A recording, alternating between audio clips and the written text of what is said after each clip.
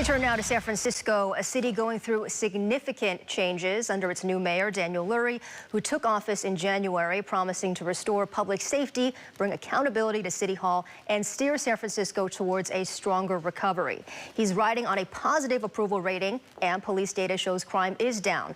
But a significant budget deficit and more big decisions lie ahead. Mayor Lurie joins us live now to discuss some of the top issues facing his city. Good afternoon to you. Thank you for having me. It's good to see you. Yeah, glad to see you again, Mayor Lurie. Now, to start off here, lots of things to talk about. Let's hit public safety first. Now, data that's been released by your office has shown that crime appears to be down 30% across the city. Car break-ins down 22%, all promising good numbers there. But of course, we all remember the number of break-ins, retail thefts at the Louis Vuitton and Union Square, for example, very high profile. So how do you balance the perception with the real data? Well, the reality is car break-ins are actually down 44%. Okay. We put in a hospitality zone task force in January, which added about 26, 28 new officers just in Union Square and Moscone Center. Crime there is down 40%. We're using a real-time investigation center called Arctic that we have just launched a couple of weeks ago. Drones as a first responder, license plate readers. You come to San Francisco and you want to commit a crime, we're going to catch you now. And that is showing up in the data. It's also showing up in how people feel. Last year at this time, 28% of San Franciscans thought we were heading in the right direction. Today, 62% of San Franciscans feel like our city is heading in the right direction. Those are astounding numbers that would be the envy of any city in this country. And talk to us a bit, too, about how the holiday season plays into your policing strategy, the public safety strategy as well. We just lean into it. You know, we are doubling the number of patrols down in Union Square. We just opened Winter Walk thanks to the Union Square Alliance. They're doing incredible work. Retailers like Nintendo have come back. Zara is building a new flagship store. During the Thanksgiving Black Friday, sales were up 50% in person here in San Francisco, not just Union Square, but throughout the city and all of our neighborhoods. People are coming back. Those numbers, up 50% in person, were better than 20 other major American cities. People are coming back to San Francisco. They're coming back downtown, and that's good news for all of us. Walk us through another headline coming out of your office today, too, which is this Sideshow legislation that was just signed. Tell us a bit about that and how Danny Sauter, your D3 supervisor, was involved. Yeah, he's been a great partner on public safety. We all have experienced these sideshows. We've seen these, you know, bikes going through our city streets, not obeying any of the laws. They're going on sidewalks. Actually, about 10, 11 weeks ago, our PD was on top of it. We got drones up. We followed this group, and we made 4 arrests. We confiscated 6 bikes and 1 ATV. We didn't see another sideshow for close to 10 weeks. We saw one this weekend. This legislation increases the fines. So if you get impounded, you're going to pay a fine that's equivalent to the rest of the Bay Area counties. We're getting tough on these sideshows. SFPD's done a great job. We've seen less of them, but there's still more work to be done. Okay, on the topic of SFPD, your new police chief, Derek Liu, takes over next week. Tell us a bit about why he's the man for the job. We know that you had a few candidates to select from. We know he's a 20-year veteran of the force, but why him? Well, he just represents that next generation of leadership for SFPD. The rank and file support him. The command staff that our interim chief, Paul Yep, put in place is incredible. We have made a lot of changes to SFPD this year. We're going to continue to focus on making sure that we are doing right by our community, that we do more community policing. The incoming chief, Derek Liu, is going to do an incredible job, and I'm excited to partner with him in the years to come. What is that transition plan going to look like between the interim chief and Derek? Paul Yep is going to stay on as an advisor as we get through this transition period. I do want to thank Paul for his year-long service to me, to the SFPD stepping in a difficult situation and really kind of structured a new command staff. I think it's that next generation of leadership that I was talking about. So it's not just about incoming Chief Derek Liu, but it's also about the entire command staff. We have 40% increase in applications to become SFPD officers. The culture has changed. We are community focused and driven, but SFPD, like San Francisco, is on the rise. Right, because I wanted to ask, what were your plans to address the chronic understaffing with SFPD? Yeah, well, I think it starts with morale. It starts with leadership. I think Derek is going to do an incredible job on that front. I just went to an academy graduation last night. So we have, I think, 35, 36 new officers that were sworn in last night. I went to, actually 2 mornings ago, to a new class of recruits. We're going to try to up the number of classes in 2026 from 3 or 4 to 5 or 6. We're getting a lot of interest in becoming PD. Sheriff's deputies are also up. We're going to have the first net increase in sheriffs and SFPD officers in 6 years.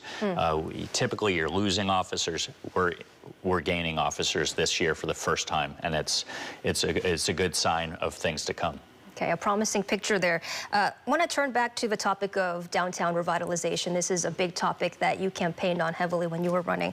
Union Square, looking great, sounding great, but what about, the broader surrounding area along Market Street, the mall, for example, just 20 businesses inside the mall as far as we know. So what are the plans for the future of that site? Yeah, so I think it's my job and my administration's job to create the conditions for success for the mall, for downtown, and we're seeing those improving conditions, whether you're talking about the lowest tent count just that happened today for the first, in 6 years, the lowest number of tents. The public safety numbers are heading in the right direction. There are people that are inquiring about the mall. I think in the first quarter we're going to see a change in ownership.